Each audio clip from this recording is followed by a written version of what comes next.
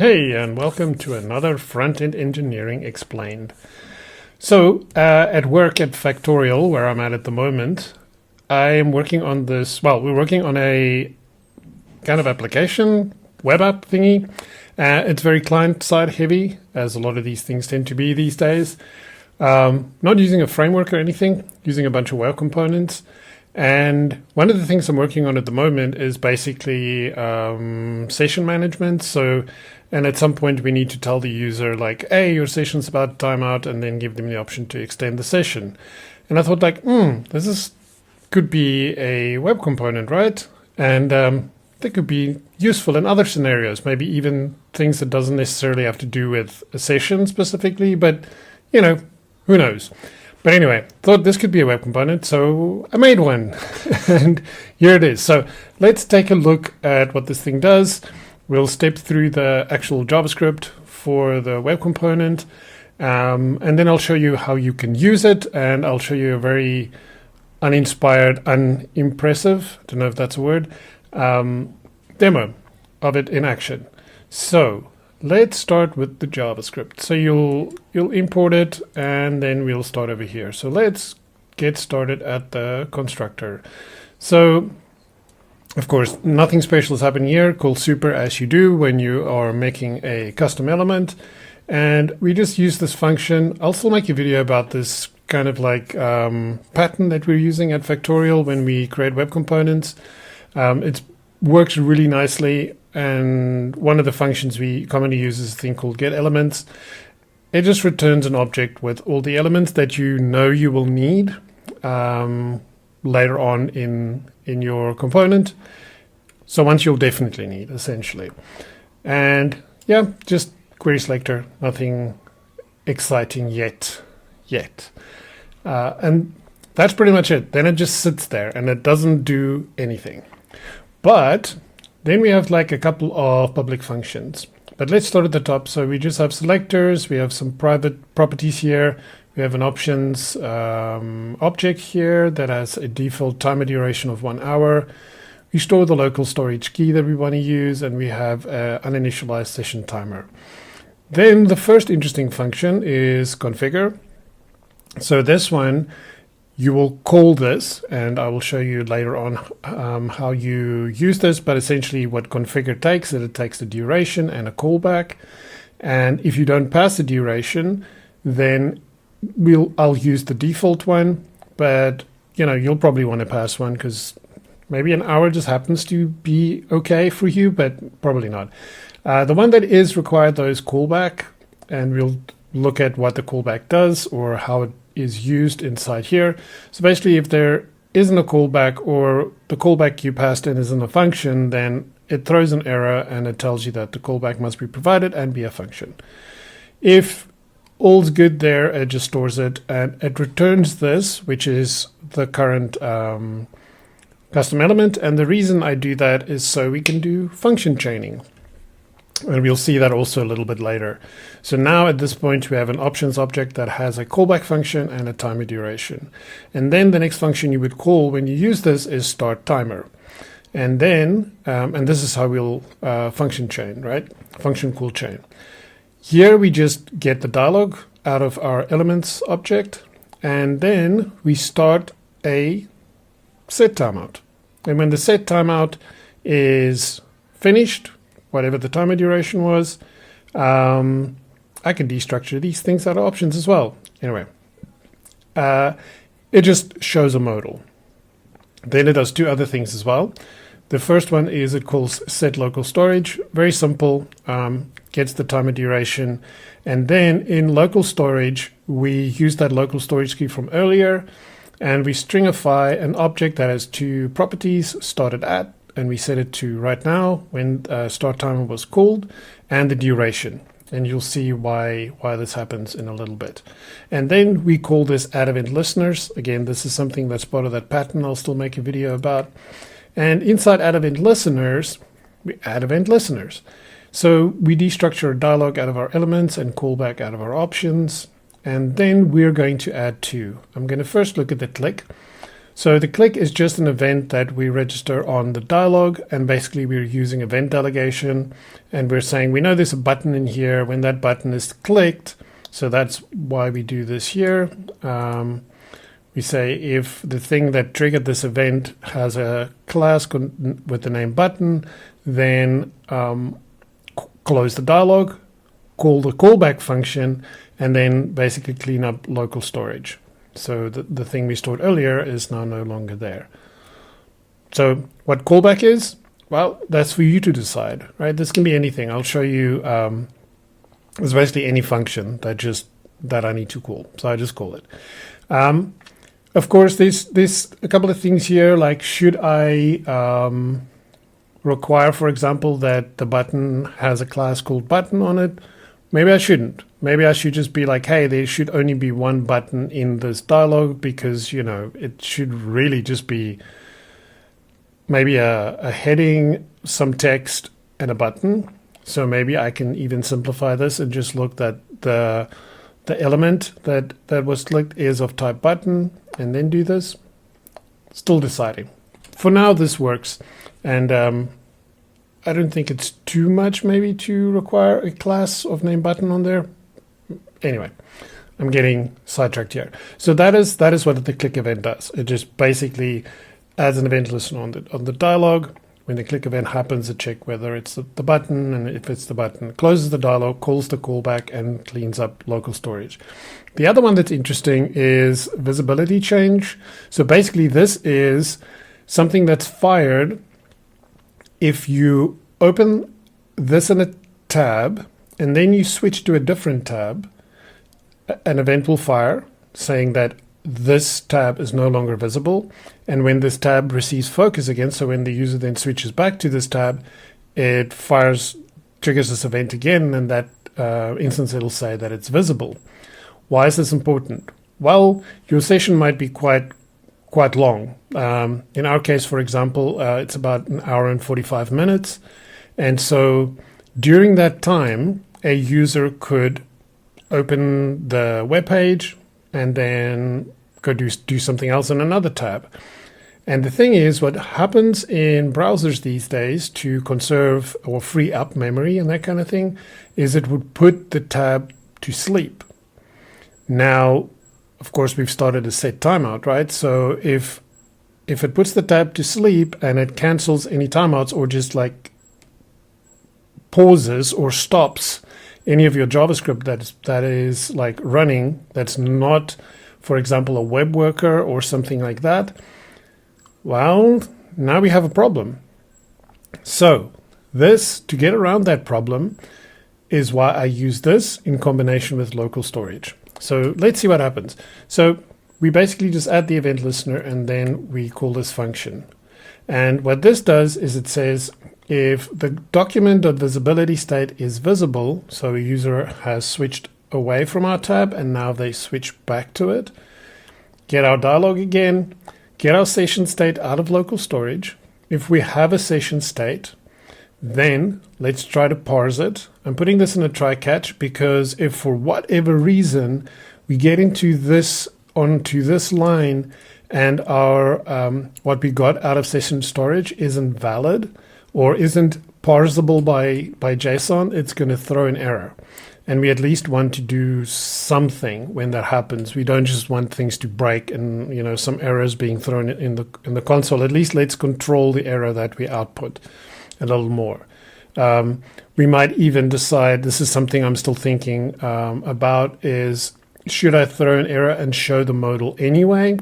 Should this be configurable? I'm starting to lean towards that it's configurable to say, you know, if any errors are thrown, just show the dialog anyway. And hopefully, you know, the thing that I'm a little concerned about there is if I just show the dialog, who's to say clicking the button is still going to work? I'll have to test that. Well, I have to decide that at some point, if it throws an error, you have bigger problems. So we get our parse state. Let's assume that worked correctly. Then we check the time elapsed. So between when this tab was visible last and now, and that's our time elapsed. And then we check what is our remaining time in seconds. So we take parsed state dot duration. So that is how long our timer is supposed to run. And we subtract the time that's elapsed. And then we just divide it by 1,000 and do math.floor. So we just get our seconds. And then I'm saying, like, if there's less than a minute left, let's just go ahead, clear the timeout that we started already, and let's show our modal. And then, of course, here in the case that there was an error, we throw an error saying we identify that it came from session end alert, which is the custom element's name. And then we just say we were unable to parse the session state, and we output the error.message. Should we output the error message? Again, still something I'm thinking about, but it's probably fine. It's probably going to be more useful for debugging than it's going to be problematic. Again, in a lot of cases, you probably want to pass this over to something like Sentry instead of just sticking it in the console, because then if this happens a lot, you'll be alerted and all that kind of good stuff. So, okay, so let's just take a whirlwind fly through this again. Now we've looked at all the main things. So we basically have a custom element. I can show you right at the bottom here. So we just define session end alert. Here we define our custom element, which means the constructor is going to run. That just calls super and then just gets our elements, which in this case is just one, which is our dialog. And then again, it just sits there. It doesn't do anything until the user uses this. And what they will do is they will use a combination of configure and start timer. And with configure, you'll pass a duration and a callback.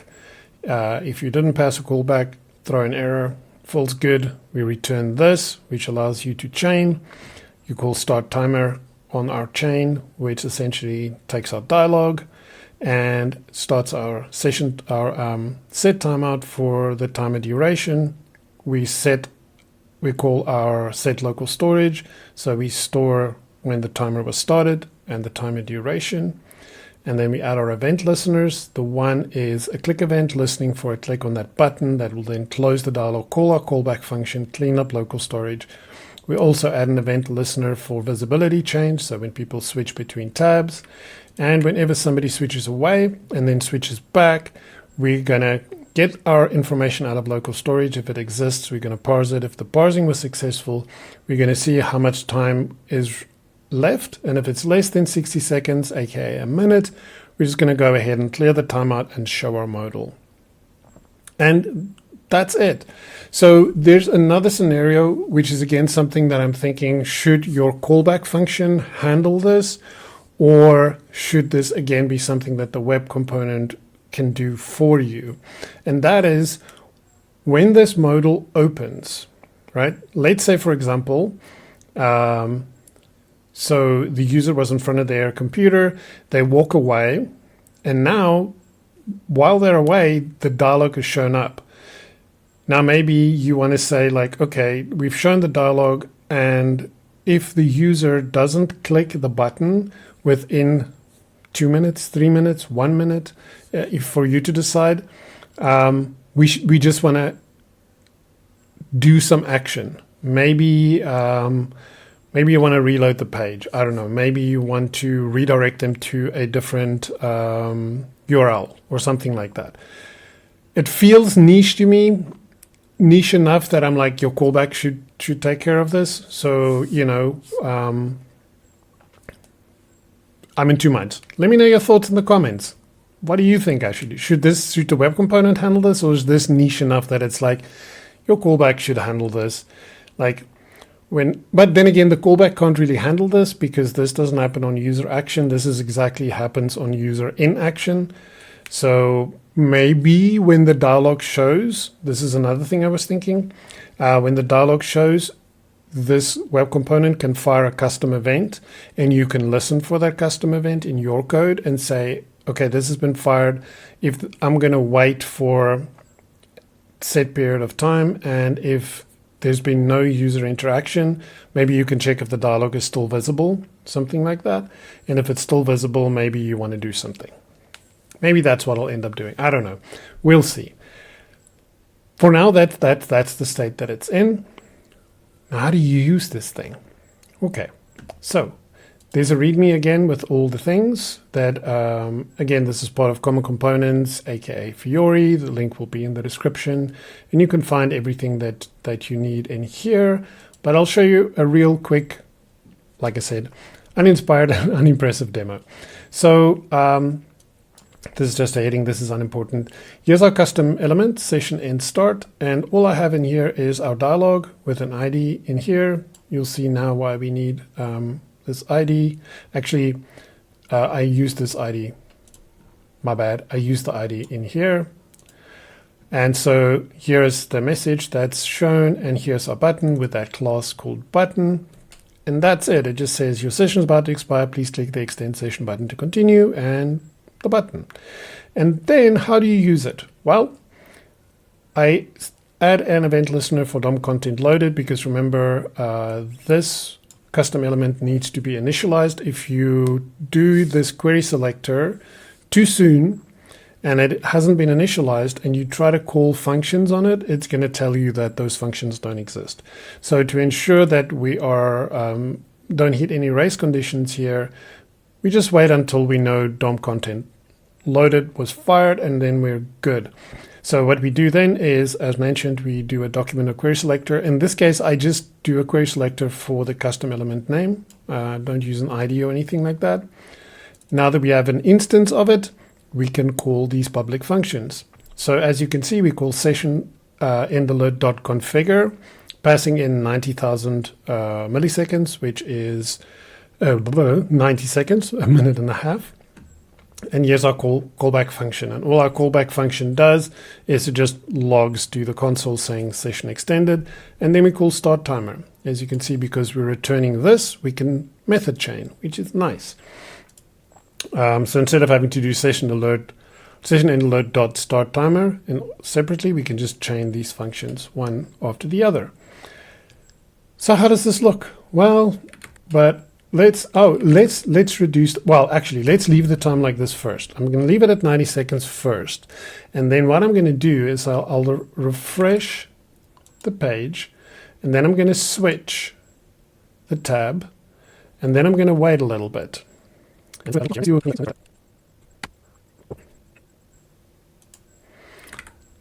By now, there should be less than a minute left, so let's switch back. And indeed, there is our dialog. It is shown immediately. We don't even see it. It's so quick. I did test this. I promise you it's what happened. Because there was less than a minute left, our visibility chains executed and showed it immediately. So now if we click here, bloop, we can see session extended. And that is our callback function that was called. Okay, let's do another scenario. So let's go back to our code. And instead of a minute and a half, let's just do like 5 seconds, right? So that's 5,000 milliseconds. Let's refresh. The page is reloaded already. So if we wait a couple seconds more, there it is. So now it's popped up. Of course, visibility change didn't need to happen. And so extend session, again, same deal. It's just calling our callback function. So that is the session end alert component. Probably not a great name either. That is up for debate. If you have better name ideas, open an issue. Let me know in the comments, whatever your method of communication is, your preferred method of communication. And yeah, I hope you found this interesting. Have a look through the code. Again, issues welcome, pull requests welcome. Your feedback is welcome and appreciated.